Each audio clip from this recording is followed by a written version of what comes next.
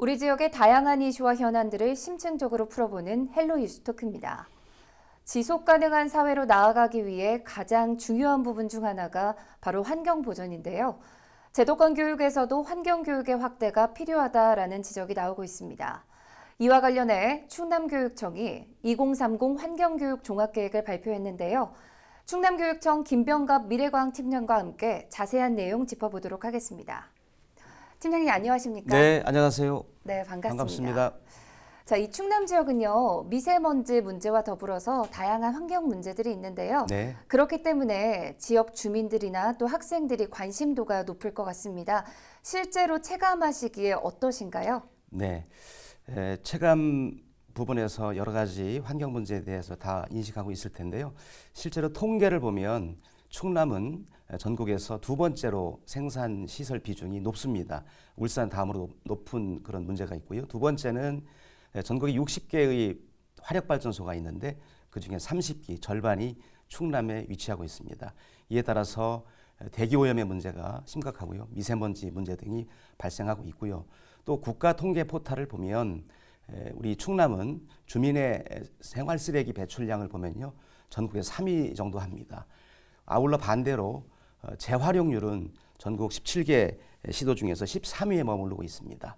또 한 가지 주목할 점은 학생 1인당 전기 사용량을 보면 전국에서 6위 정도 차지하고 있습니다.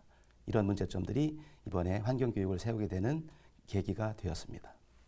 말씀 주신 것처럼 그렇기 때문에 이 환경교육이 더 중요한 것 같습니다. 환경교육에 대한 이런 필요성이나 중요성 어떻게 보시나요? 네, 지금의 환경 문제는 사실 용어 자체도 환경 오염의 수준에서 말을 하지 않고요. 이것이 결과적으로는 우리 인간의 보편적인 삶을 침해하는 재앙, 환경 재앙, 기후 위기 이런 용어들을 씁니다. 일예로 작년에 우리나라에서도 54일간의 긴 장마가 전례 없었던 그런 현상이 있었고 미국의 대형 산불이 캘리포니아에서 발생을 해서 대한민국 면적의 한 4분의 1 정도를 태웠다라고 하는 통계가 있고요. 또 작년에 중국의 대형 댐인 산샤댐이 붕괴 직전까지 갔던 그런 폭우 현상도 있었습니다. 이러한 환경의 문제가 환경 재난의 수준의 문제가 국제적으로는 IPCC라는 기구에서 발표했는데 산업화 이후 150년간 대략 지구의 평균 기온이 1도씩 상승했다는 통계가 나와 있습니다. 이를 계기로 해서 IPCC에서는 또 파리 협정에서는 10년 주기로 감축해야 되는 이산화탄소 배출량을 정하고 있는데요. 이러한 목표량이 올해부터 우리 대한민국도 의무적으로 이행해야 되는 약속이 있습니다. 그게 2030년까지 대한민국도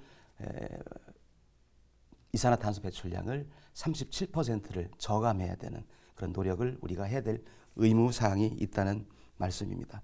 그리고 2018년도에 우리나라 송도에서 채택한 1.5도씨 IPCC 보고서에서도 티핑 포인트, 즉 2030년에서 2050년 사이에 대략 2도씨까지 상승할 수 있다라는 경고가 나오고 있습니다. 그래서 최대한 기온 상승률을 낮춰야 된다는 것이 전 지구적인 목표가 되겠습니다. 아, 그렇군요. 실제 충남 지역 학교에서도 이 학생들을 대상으로 하는 환경 교육들이 운영되고 있는가도 궁금합니다. 네, 환경교육은 대략 한 세 가지 유형으로 나누어서 학교에서 이루어지고 있는데요. 첫 번째는 교과 융합형 환경교육입니다. 두 번째는 독립교과형 환경교육이고요. 세 번째는 창의적 체험활동이라는 영역에서의 환경교육이 이루어지고 있는데 일반적으로 초등학교에서는 교과 융합형이나 또는 범교과 교육에서 이루어지고 있는데 특히 초등에서는 범교과 영역에서 지속가능 발전교육이라는 교과 영역이 있습니다. 중등으로 올라오면 독립교과로서의 환경교과를 선택할 수가 있는데 이 환경교과는 필수 교과는 아닙니다. 학생들의 선택에 따라서 한문이나 정보나 환경교육을 받을 수가 있게 되는데요. 실제로 우리 충청남도에서는 학생들이 대략 중등에서는 한 20% 정도 교과를 선택하고 있습니다. 또 아울러서 창의적 체험활동에서는 우리가 흔히 자동봉진이라는 용어를 쓰는데 이 자는 자율활동, 그다음에 동은 동아리활동, 봉은 봉사활동, 마지막 진로 교육 활동이 되겠습니다. 이 중에서 가장 학생들이 많이 참여하고 있는 내용이 자율활동과 그다음에 동아리 활동입니다. 동아리 활동의 사례를 보면 충남의 730개 학교 중에서 2019년도에는 대략 610개 학교의 동아리가 설치가 됐고요.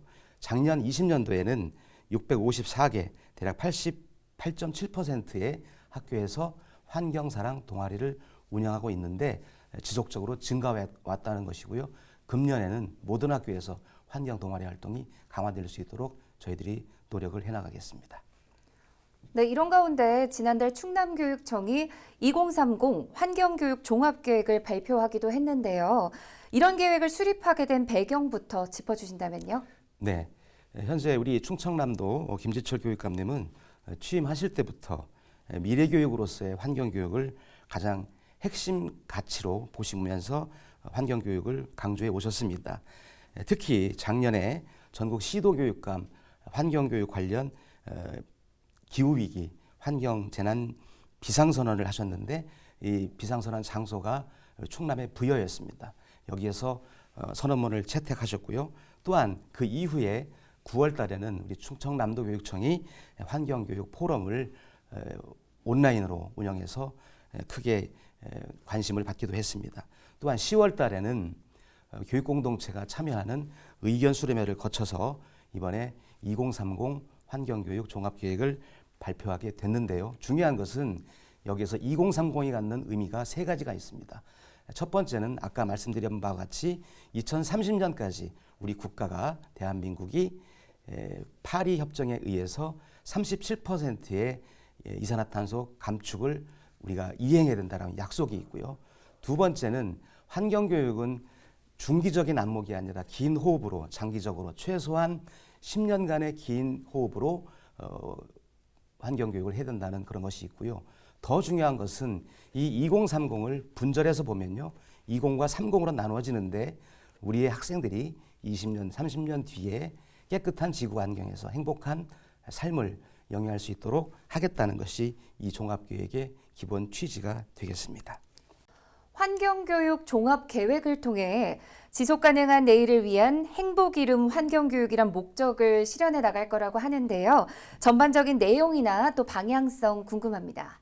네, 이번에 수립된 2030 기후위기 대응 충남 학교 환경교육 종합계획은 크게 4가지의 중점 과제와 20가지의 추진 전략으로 구성되어 있습니다.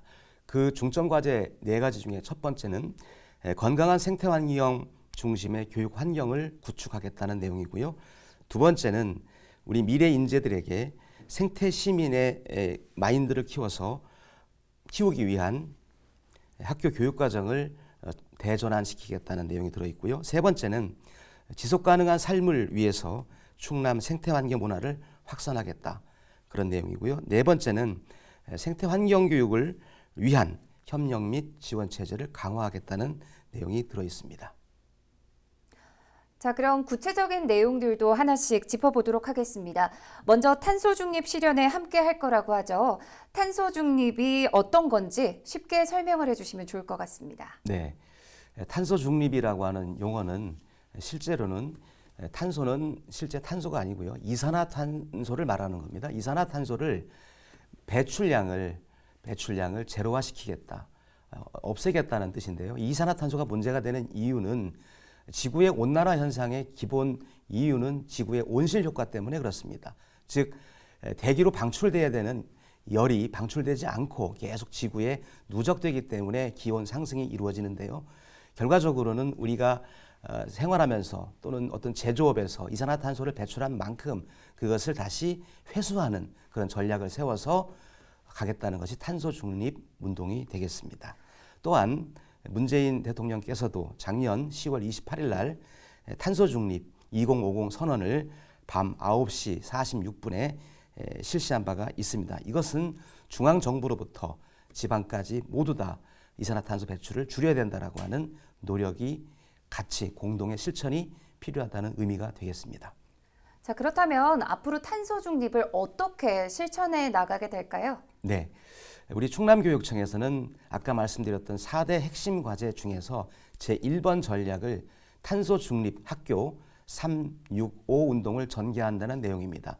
이 365의 의미는 365일 1년간 지속적으로 운영한다는 뜻도 들어있고, 첫 번째는 아까 1번 질문에서 드렸던 것처럼 세 가지의 문제, 즉 쓰레기 배출량, 전기 사용량, 물 사용량, 이 세 가지 부정적인 요소는 줄이고 반대로 6가지는 늘리겠다. 즉 가장 학교에서 핵심되는 내용은 환경 관련 지식, 이해, 기능 교육을 확대해야 되는데, 그에 따라서 환경 독서 교육을 강화하자. 두 번째는 채식 급식을 좀 강조하자. 그리고 분리 배출 활동을 좀 능동적으로 하자.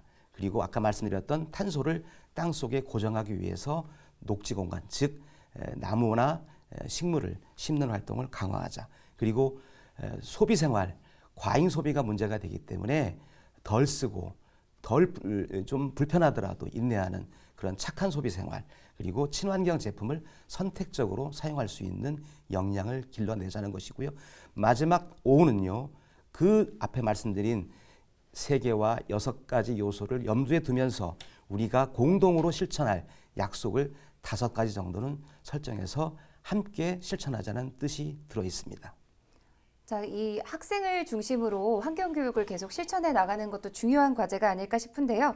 이런 부분은 어떻게 대응을 해 나가는 게 좋을까요? 네, 저희가 탄소중립학교 365 운동을 내실 있게 운영하기 위해서는 실천을 하는 교원 직원이나 학생 모두가 같이 공동으로 사용할 수 있는 도구가 필요했습니다. 우리는 이것을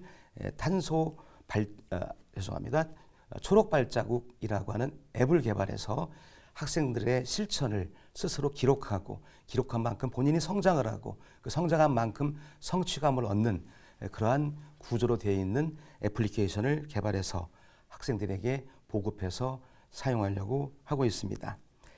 우리 아까 말씀드린 초록 발자국의 의미는요, 실제로 실천해 나가는 본인의 실적을 기록한다는 의미도 있고요. 또 한 가지는 초록 발자국이라고 하는 용어는 우리가 흔히 쓰는 영어 포인트제나 마일리지를 대체한 한글화 이름이 되겠습니다. 그래서 아이들이 환경 실천을 할 때마다 발자국 수가 늘어나고요. 그 늘어난 수만큼 후원 기업에서, 즉 환경사랑 동행기업에서 후원을 해줌으로 해서 그 만들어진 기금을 환경단체나 어려운 불우이웃에게 기부하는, 즉 환경사랑이 이웃사랑까지 선순환되는 구조로 애플리케이션을 운영하려고 준비하고 있습니다. 네, 환경사랑, 이웃사랑 정말 좋은 일인 것 같은데요. 학생회를 중심으로 생태시민위원회도 구성할 거라고 하죠. 어떤 효과를 기대해 볼 수 있을까요? 예, 지금의 환경교육이 급격하게 이렇게 관심을 갖게 된 배경에는요, 스웨덴의 학생 환경운동가 그레타 툰베리라는 학생의 일화가 하나의 사례가 됐습니다. 그 학생은 미래 세대, 우리를 위해서 기성세대들은 무엇을 하고 있는가 반성을 해야 된다라고 하는 논지로 금요일 날 등교 거부 운동을 했습니다. 그때 그 등교 거부 운동의 이니셜 문구가 FFF라고 되어 있는 운동이었는데, 그것이 뭐냐면 Friday for Future, 미래를 위해서 우리는 금요일 날 학교에서 공부하는 것보다 생활 속에서 환경 사랑을 실천하겠다, 이런 뜻으로 했는데요. 그와 마찬가지로 우리 충남의 학생들도 민주 시민으로서, 생태 시민으로서, 또 세계 시민으로서 하나의 일원으로서의 역할을 수행하면서 자신의 생각을 여럿이 모여서 정책을 만들고, 이 정책이 미래 세대의 발전에 활용될 수 있는 그런 의견 수렴에, 또 정책 제안의 기능을 갖게 되는 것이 학생 생태 시민위원회가 되겠습니다. 네, 생활 속에서 직접 체감할 수 있는 교육도 중요할 것 같습니다. 자연의 변화를 직접 배울 수 있는 학교 텃밭 가꾸기 사업도 추진을 할 거라고 하는데요. 어떤 특징을 갖고 있는지 궁금합니다. 네, 아까 말씀드렸던 365 운동의 6가지 요소를 늘려야 된다고 말씀을 드렸는데요. 그 대표적인 사업이 바로 녹지 공간을 확대하는 것입니다. 우리가 녹지 공간을 확대한다는 의미는 이산화탄소의 저감에 가장 효과적인 방법이거든요. 우리가 흔히 알고 있는 광합성이라고 하는 기능은 햇빛을 이용을 해서 식물체가 대기 중에 있는 이산화탄소를 탄소 동화작용, 즉 땅 속에 고정시키는 일을 하게 됩니다. 이에 따라서 학교 텃밭 사업을 저희들은 해왔고요. 특히 2016년부터 대략 300여 개 학교에 8억 원의 예산을 배부를 해서 시작을 했습니다. 올해도 더 학교 수를 더 확대하고 더 내실 있게 운영하려고 하는데, 특히 좋은 점은 이 녹지 공간을 조성할 때 마을 교사, 즉 마을 공동체 여러분들 중에서 녹지 공간을 조성할 때 역량이 계신 분들이 오셔서 명예교사로서 같이 도와주시면서 텃밭을 만들어가는 그러한 교육이 되기도 합니다.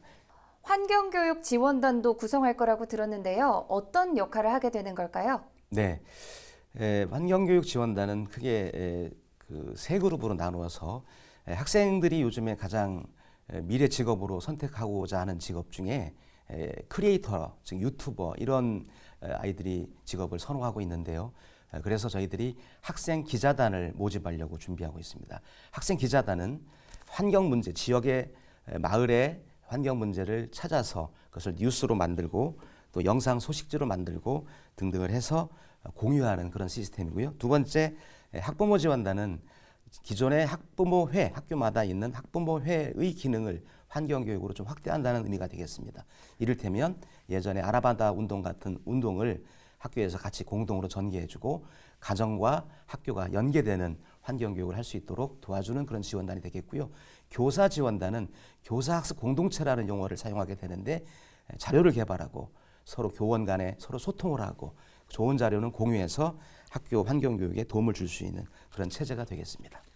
그리고 더불어서 환경교육특구도 지정해서 운영할 거라고 들었는데요. 이게 어떤 의미를 갖는 걸까요?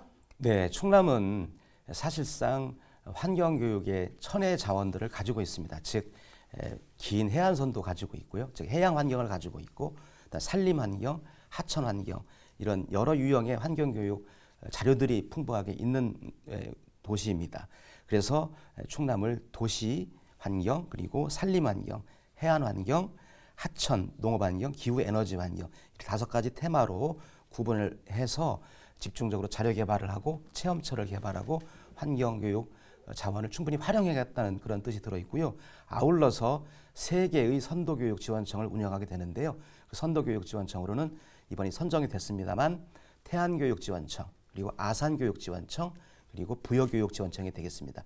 특히 태안교육지원청은 우리가 14년 전 기름 피해 지역으로 전 국민이 복구에 힘썼던 지역이죠. 그래서 태안교육청을 출발로 해서 환경교육 선도교육청의 역할을 강화해 나갈 계획입니다. 자, 이게 사실 학교 측에서는 업무 부담을 느낄 수도 있을 텐데요.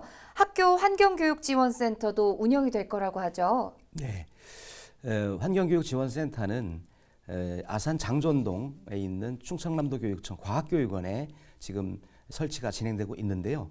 3가지 기능, 즉 생태환경교육장, 그리고 기후환경교육장, 그리고 생활환경교육장 3 영역으로 지금 시설을 구축하고 있고요. 아울러서 학교에 아까 말씀드렸던 생태환경 동아리를 위해서 지금 주제와 내용을 개발을 해서 90개의 컨텐츠가 개발이 완료가 됐습니다. 또 아울러서 학교에서 요청을 하시면 학교에 직접 학습용 기교재를 꾸러미로 배송해주는 그런 체제도 만들었습니다. 네, 알겠습니다. 마지막으로 방송을 통해서 전하고 싶으신 말 있으시다면 해주시죠. 네, 이번에 저희가 수립한 2030 환경교육 종합계획은요, 사실 여러분들이 도와주셨습니다. 대략 한 30여 분의 환경 전문가 선생님들께서 TF팀을 만드셔서 지혜를 짜서 지속 가능하고 실천 가능한 환경교육 계획을 세웠고요. 아울러서 국가환경교육센터에 계시는 공주대학교 이재영 교수님, 또 우리 충청남도 환경교육센터인 광덕산 센터의 차수철 센터장님, 여러분들이 도움을 주셔서 완성도에 있는 계획이 수립된 것 같습니다. 이제부터는 우리가 실천이 강화될 수 있도록 충분히 노력하려고 합니다. 네, 좋은 말씀 감사합니다. 오늘 나와주셔서 고맙습니다.